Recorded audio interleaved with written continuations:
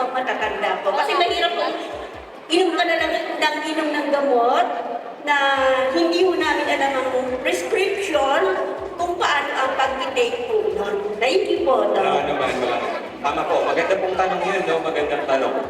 Una, kailangan sa mga may edad po, kayo po ba ay may ibang gamot?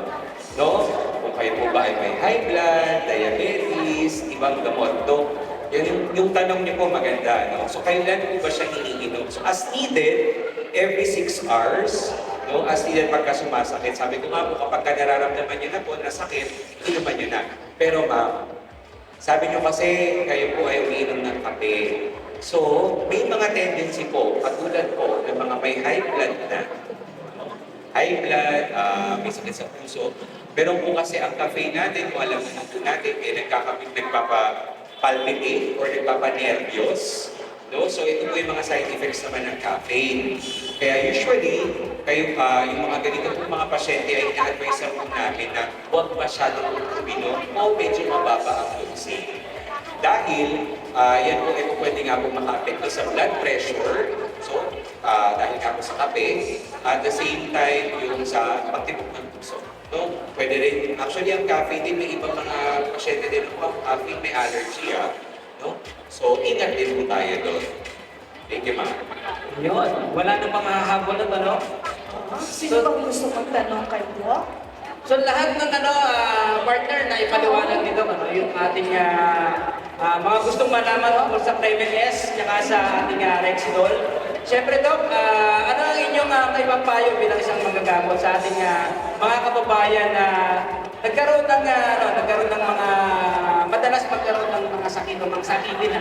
Yan. So, dito no, sa atin, kapag sobrang sakit ng tiyan, no, at least meron tayong mga acute medications. Pero, kapag ka po, yung symptoms niyo po ay lumala o talagang hindi nawawala dahil sa gamot, mas mainam po magpa-konsulta sa doktor. Kahit po ang headache. Dahil ang sakit ng tiyan at sakit ng ulo, marami po kasing klase yan.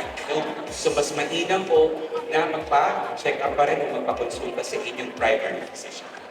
Salamat. Yes, ma'am.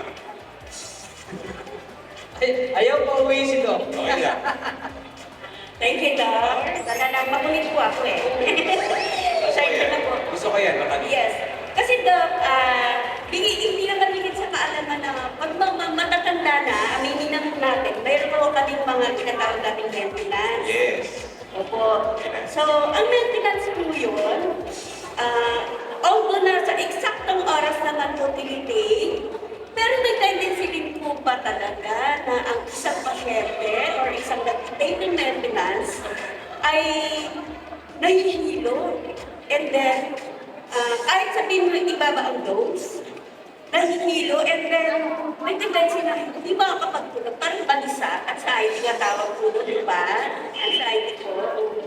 Bakit ganun to? Ano ang dahilan mo sa ganung mga sistema po, kahit na nag-take po kami ng maintenance, na kahit binaba din po yung dosage, ganun pa rin. Opo, nahihilo pa din. Oho, nahihilo pa din. Okay, so una po, yung mga maintenance medication talaga po natin, dapat yan na-update or ipapacheck up talaga sa doktor kung binababa o hindi. So ito po bang mga gamot na to, pagpababa ng blood pressure, kaya kayo nahihilo, o baka dahil diabetic pa kayo, kaya kayo nahihilo? Depende po kasi yan sa gamot na ininom nyo.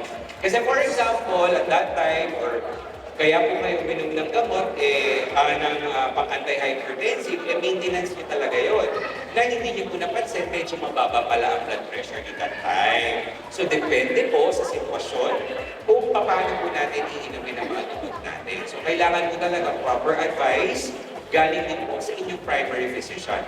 Kasi marami pong mga gamot na po pwede rin namang side effect ang hilo dun sa kanilang gamot. Pero, yun yan, depende pa rin kung anong klaseng sakit ang meron tayo. Diabetes, high blood, at kung ano yung gamot na ininom, kailangan natin